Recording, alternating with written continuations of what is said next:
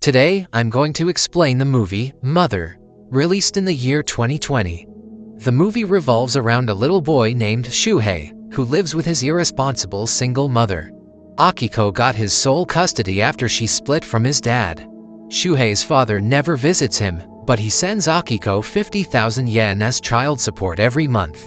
Akiko doesn't work, and she wastes the money Shuhei's father sends her on unimportant things. When she runs out of money, she begs her family for help. Akiko has done this one too many times, and her family is fed up with her. One day, they put their foot down and refuse to give her a penny more.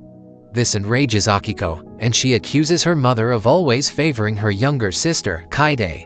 She always blames her mother for not sending her to college, accusing Kaide of using all her money. Kaide quickly rebuffs her claims and reminds Akiko that she never liked to study and always got bad grades. Later, Akiko goes to a casino with Shuhei and gambles her last pennies away. There, she meets a fellow gambler named Ryo Kawata. They instantly click, and she takes him back home with her.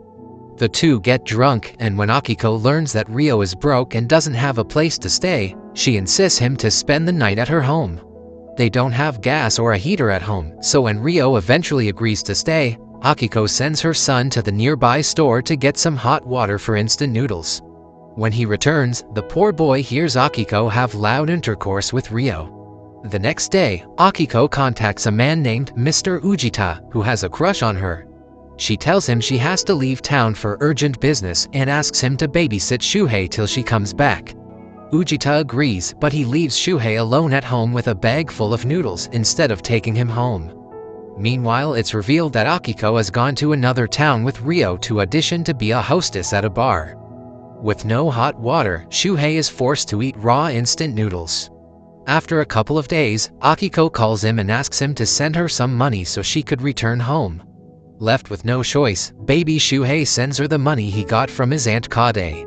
By the time Akiko returns home, they lose their electric connection after not having paid the electricity bill in a while.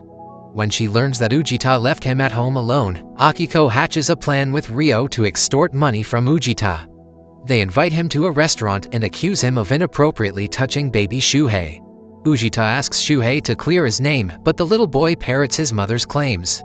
Ujita tries to deny it, but Ryo creates a scene in front of everyone, and Akiko threatens to report him to his office.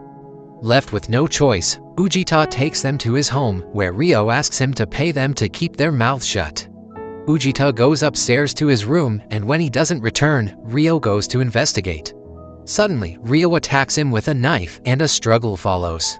After hearing the commotion, Akiko runs upstairs. Lo and behold, it's revealed that Ryo has inadvertently stabbed Ujita during the struggle. The family panic and they leave the town, leaving Ujita to die. They hide in Ryo's hometown, where he picks up the job at a restaurant. He feeds his family with the leftover food from the restaurant. 2 weeks pass by, and Akiko decides to call her mother. To her surprise, she learns that Ujita is alive and he came looking for her. Excited, she runs back home and shares the news with Ryo. Ryo then steals money from a house in the neighborhood before the family heads back to the city. There, they use the stolen money to live in a love hotel. 10 days pass by and the family again runs out of money. To continue to keep a roof over their head, Akiko seduces Keiichi Akagawa, the son of the hotel owner. Akiko also sends Shuhei to meet his father and ask him for money. Seeing his son in such a pitiable condition, the man asks Shuhei to come home with him, but the little boy insists on living with his mother. Left with no choice, Shuhei's father gives him some money before parting ways. Akiko then sends the little boy to his aunt Kaide to ask for money. However, Kaide catches her red-handed and confronts her. She contemptuously throws money at her before storming away, breaking all ties with her for good.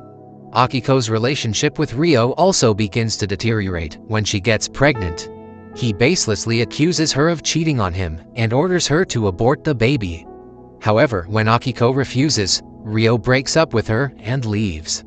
The commotion attracts the attention of Akagawa, and he arrives to investigate. Akiko sends Shuhei out to buy her some beer and has intercourse with Akagawa. To return her favor, Akagawa arranges a sleeping tent on the hotel's roof for Akiko and the boy. Akagawa also buys books for Shuhei. Akiko hates her living arrangement, so she sends Shuhei to talk to his grandmother. As instructed, the boy tells his grandparents that Akiko is pregnant, but they also get enraged and disown her for good. 5 years pass by, and Akiko has given birth to a girl named Fuyuka. Akiko now lives with Shuhei and Fuyuka under a flyover bridge. One day, a social worker named Aya notices them and interviews Akiko. When Aya asks her why she stopped taking the welfare benefits, Akiko loses her temper and says she will do as she pleases. However, the social worker reminds her that if she continues like this, she could end up losing the custody of her children. Left with no choice, she is forced to take help from the social workers, and they put her family in public housing. They also enroll both the children in government schools. One day, Ryo shows up at the door. He reveals that he's been looking for them for years, and he's very happy to see his daughter all grown up. However, Akiko isn't happy to see him, and she tries to get rid of him, but he refuses to leave. Akiko eventually accepts him, but he doesn't take long to act up again. One day he beats her for flirting with another man for money. Seeing them witness violence, the social worker takes the children away to a restaurant, where she tells them about her own rough childhood. She reveals that she grew up in an orphanage and was abused as a child. She also tells them that they have the choice of living away from their mother. Soon, Akiko again makes them skip school. However, Aya keeps tabs on the children and brings books for them. However, this upsets Akiko and she throws the books out in a fit of rage.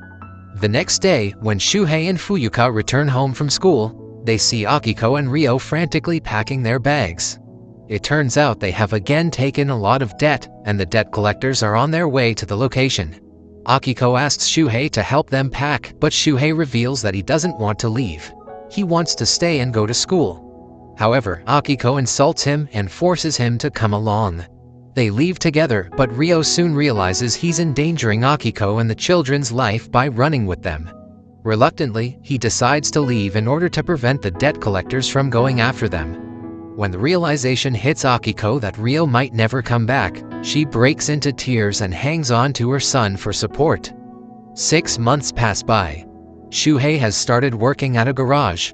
Akiko continues to gamble, and she forces Shuhei to steal from his job.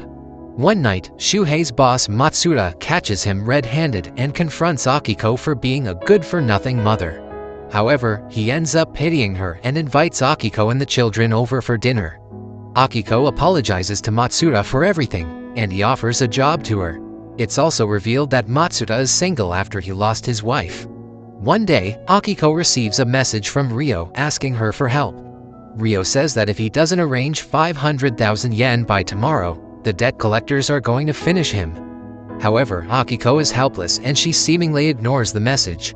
Instead, she seduces Matsuda and has intercourse with him in his office.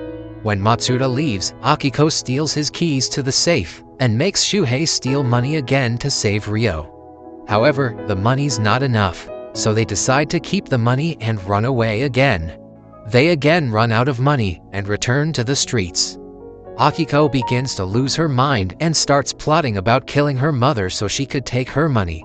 Shuhei is naturally against it, but Akiko reminds him that his little sister could die of hunger and gets him on board with the plan. In the next scene, Akiko waits in a park with Fuyuka while Shuhei goes for the kill. Unbeknownst to Shuhei's intentions, the grandmother initially doesn't recognize an all-grown-up Shuhei. But when she does, she's excited to meet him after so many years. Shuhei sits down with his grandparents and tells him about Fuyuka. Shuhei's grandfather expresses his desire to see his granddaughter.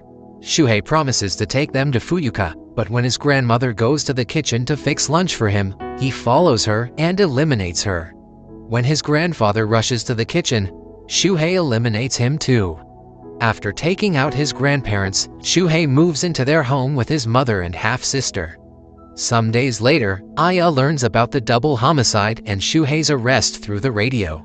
After 5 months pass by, Akiko is also taken into custody and questioned by the police. They believe that Shuhei would never have murdered anyone if she hadn't encouraged him. Akiko denies doing so, but she also reminds him that he can do as he pleases. The investigators then talk to Shuhei and remind him that the time he will spend in jail depends on Akiko and his confession. However, Shuhei takes full responsibility for the double murder. Consequently, Akiko gets 3 years of probation, while Shuhei is sentenced to 12 years in prison. Neither of them appeal the rulings. One day, Aya visits Shuhei and tells him that Fuyuka has found a foster family. When Aya asks him why he took all the responsibility for the murder, Shuhei tells her that it's better in prison than outside. He can eat regularly and read as many books as he wants. Before leaving, he says despite everything, he loves his mother because she's helpless on her own.